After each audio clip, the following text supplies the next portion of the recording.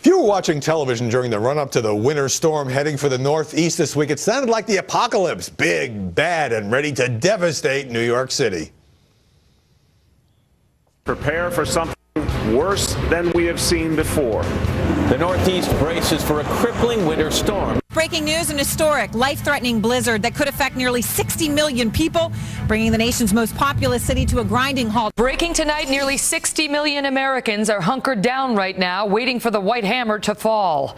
In the path of what is already turning into a record-breaking blizzard. I'm Don Lemon in the Blizzardmobile, CNN's Blizzardmobile, and we're out showing you what's happening in Manhattan live as it happens. Blizzardmobile?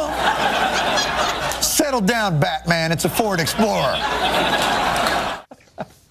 But while the storm did dump 3 feet of snow across New England, New York City got about 6 inches, at which point the media either lost interest or questioned whether local officials had overreacted. Joining us now for the Z Block, David Zurawik, television and media critic for the Baltimore Sun. So why did television go to DEFCON 1 over a big winter storm in January? Well, television loves snow.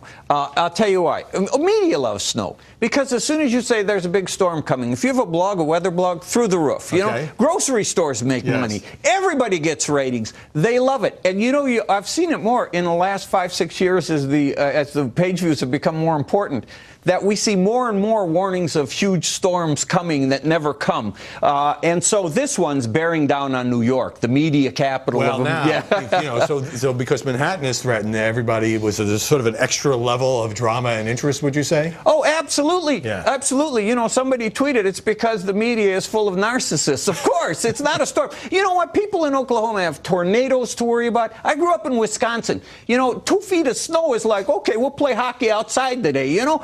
But not in New York. It's the end of the world. Now, and then afterwards, you know, I mean, you know, you have Boston and Connecticut and all the states in New England buried over as much as 3 feet of snow, and everyone, the headlines are all, well, it's kind of a bust. Forget about it. That's them, not us. We're going about doing our business fine. Now, the other thing, Howie, is that they can defend it journalistically because you're supposed to give people information that they can use to make good decisions about their life. 24 hours a day. So even if you overstate it, you can't really be criticized too much. But this is interesting. But then there was this whole, okay, the meteorologists were wrong, and I'm not going to beat up on them because forecasting is not an exact science. But then the New York politicians were criticized by the media for overreacting by shutting down the city. Very few journalists said, gee, maybe we overreacted a bit too. Yeah, of course they did. Of course, point the finger at the politicians. Now, you do have to say it is kind of epic, bad images of leadership when you go, this could be the greatest storm in the history of New York. You go, I saw that. Now, are you kidding me?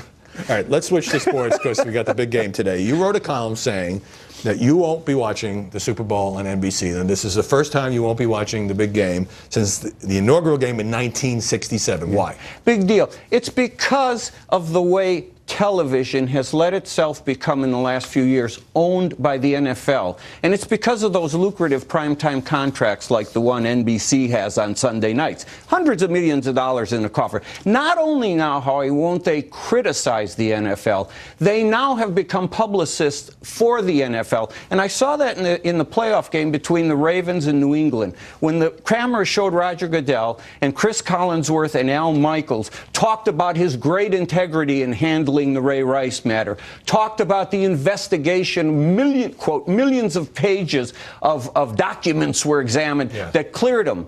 And it was paid for by the NFL. That's like something, and they read a prepared statement like in a totalitarian government, like propaganda puppet dogs reading about their great leader. That was the moment when I said, I can't watch this anymore. Look, it's so you were okay. so turned off that you're going to deprive yourself of the game? It's a big deal. It is. Look, if something happens, it'll be online in 4 seconds. I can watch it. I got a backup plan, Howie, but I had to make, and it's a small statement. It means nothing. It's inconsequential. They'll probably get higher ratings than ever. But morally, after all these years from 1967 to covering, I said, this is too much this year. I really can't take it. Al Michaels, Chris Collinsworth, you do not have to pimp for Roger Goodell in the NFL. Just broadcast the game. Is that how you feel? Anything else you want to say? All right, David Zurawik, thanks very much for joining us with your strong opinions.